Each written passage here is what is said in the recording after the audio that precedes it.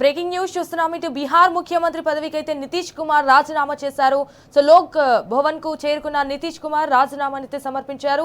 20 ఏళ్ల పాటు బీహార్ ముఖ్యమంత్రిగా సేవలు అందించారు ఆయన. ఇటు రిజైన్ లెటర్ ను కూడా గవర్నర్ కు అందజేశారు. సో మరి కాసేపట్లో బీజేపీ కొత్త సీఎం పేరును అధికారికంగా ప్రకటించనుంది.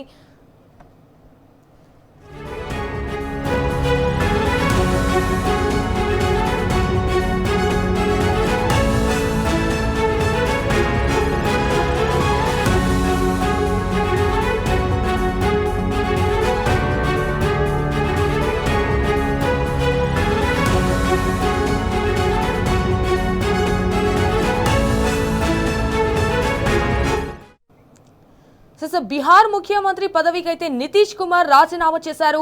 లోక్ భవన్ కు చేరుకున్నారు. నితీష్ కుమార్ అయితే రాజీనామాను కూడా సమర్పించారు.